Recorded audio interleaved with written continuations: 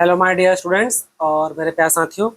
आज हम लोग letter of credit, bank guarantee और लेटर ऑफ रेफरेंस, इन तीनों में क्या डिफरेंस है वो देखेंगे। देखिए, ये काफ़ी इंपॉर्टेंट कॉन्सेप्ट है जो आपको समझना चाहिए बैंक से रिलेटेड। ये बहुत बार आपको ना हम लोग का यूजीसी नेट एग्जाम में, बहुत बार आपको हम लोग का ये यूजीसी नेट एग्जाम में दिखेगा, बस आपको उसका मतलब नहीं पता होता है। बहुत बार क्या होगा ना कि मैचिंग सैचिंग में आपको कहीं ना कहीं दिख ही जाएगा। तो चलिए इसका लोग मतलब समझते हैं, एकदम सिंपल सा लॉजिक है। तो चलिए यहाँ से देखना स्टार्ट करते हैं एक एक करके।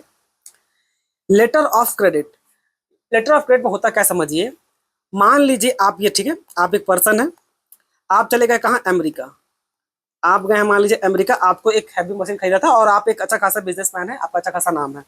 तो जब आप अमेरिका गए, यहाँ से आपको सामान क्या खरीदा था, आपको क्रेडिट में सामान परचेज करना था। किसमें, क्रेडिट में। तो जो अमेरिकन पार्टी है आपको बोल रहा है कि भाई आपको तो हम पहचानते नहीं, आप तो मेरे लिए अननोन है, तो आपको तो हम सामान क्रेडिट में नहीं देंगे, आप हम भरोसा नहीं कर सकते।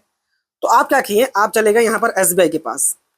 ठीक है, एसबीआई के पास बोले अभी जो पर्सन है अमेरिका का, ये तो एसबीआई को चिंता होगा ना, बहुत अच्छा से पहचानता होगा भाई, एसबीआई अपने इंडिया का बहुत नामी बैंक है। तो इसको क्या है, एसबीआई पे ट्रस्ट है, आप पे ट्रस्ट नहीं है।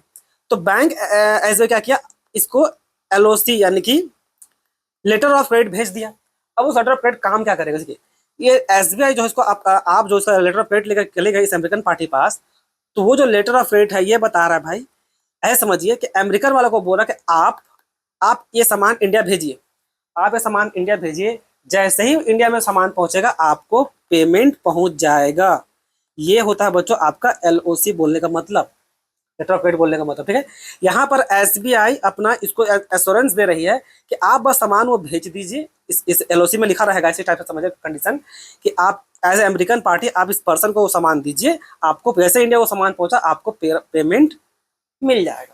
ठीक है, बाद में एसबीआई इससे देख लेगी, क्या क्या आप तो इंडियन सिटीजन है ना, तो आपको तो एसबीआई बहुत अच्छा से जानती ही होगी। ठीक है, तो ये हो गया बच्चों एलओसी यानी कि लेटर ऑफ क्रेडिट बोलने का मतलब। इसको डिटेल में और समझेंगे डिफरेंस बिटवीन के साथ। ठीक है, तो यहाँ पर देखिए लिखा हुआ है कि the bank is expected to pay, it is method of payment for job successfully done. Example, I will pay as soon as you ship the goods. जैसे ही सामान शिप कर दिया गया, इंडिया पहुंच गया, आपको पेमेंट यानी कि अमेरिकन पार्टी को पेमेंट क्या है, मिल जाएगा। ठीक, अब फिर बैंक गारंटी किसको बोलते हैं। बैंक गारंटी थोड़ा अलग है।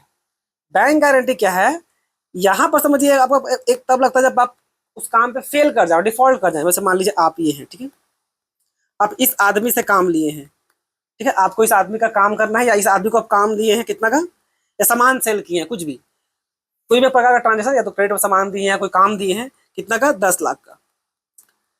अब देने से पहले बोल रहे हैं, इसको ना इस पे बहुत डाउट था कि यार ये काम करेगा नहीं करेगा।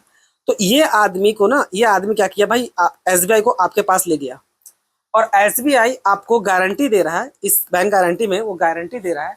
ये बैंक आपको ये बोल रहा है, इस पर्सन को बोल रहा है कि तुम टेंशन मत लो, अगर ये आदमी तुम्हारा काम नहीं ना किया, तुम्हारा काम अगर डन नहीं किया, और उसमें और वो फेल कर गया इस काम में, अगर ये फेल कर गया या बैंक डिफॉल्ट हो गया, तो इस पर्सन के बिहाफ पे हम तुमको फुल पेमेंट कर देंगे। समझा। तो बैंक गारंटी क्या कर रहा है, बैंक गारंटी बोलने का मतलब बैंक उसको गारंटी दे रही है कि भाई ये आप वो काम कर दीजिए इसका, मतलब उसको काम दे दो, अगर वो नहीं कर पाता है, या कुछ सामान दे दो, अगर वो नहीं दे पाता है, तो इसका फेलियर में पेमेंट एसबीआई करेगी।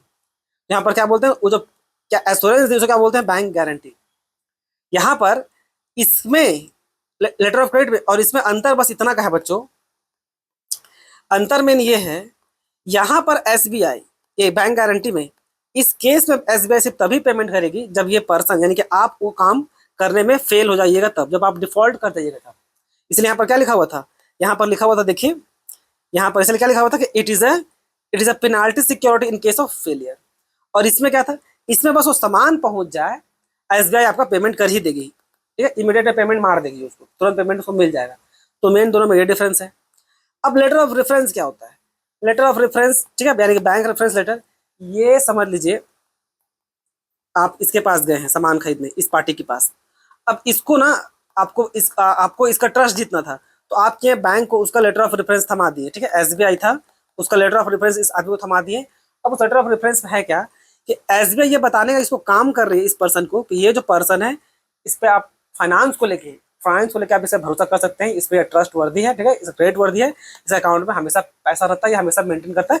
आसान भाषा में समझिए, आपको इस पर्सन को, इस आदमी का सिबिल स्कोर वो बता देगा एक प्रकार समझिए कि सिबिल स्कोर बता देगा कि हाँ ये ठीक ठाक कंडीशन है। यहाँ पर बैंक कोई गारंटी फारंटी नहीं दे रही कि अगर ये पैसा लेके भाग गया साग गया तो उसको हम आपका पेमेंट करेंगे, नहीं।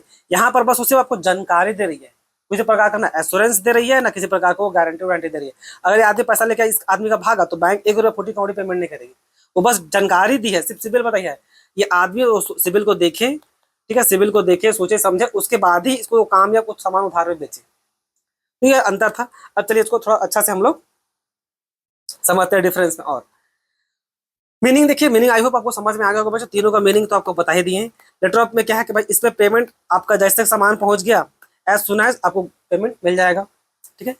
इसमें क्या है, अगर वो फेल कर जाए काम में, अगर वो जिसको गारंटी मिला है, अगर जिसके बिहाफ पे वो गारंटी दिया है, अगर वो आदमी पेमेंट का वो काम या पेमेंट ना करे तब जाके बैंक उसका पेमेंट कर देगी।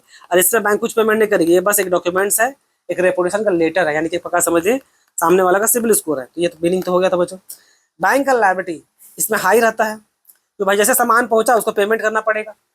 इसमें क्या है, और प्राइमरी लायबिलिटी रहता है, जैसे ही वो सामान अमेरिका से, ठीक है, जैसे देखे थे एग्जाम्पल में, जैसे ही सामान ये जो पार्टी है अमेरिका का है, ये ऐसे सामान इंडिया भेजा, इंडिया पहुंचा तो बैंक उसका पेमेंट कर देगी। क्या प्राइमरी लायबिलिटी, यानी पूरा पेमेंट लायबिलिटी किसका है, बैंक की जिम्मेदारी है। यहाँ पर बैंक का लायबिलिटी हाई तो है, पर वो सेकेंडरी है।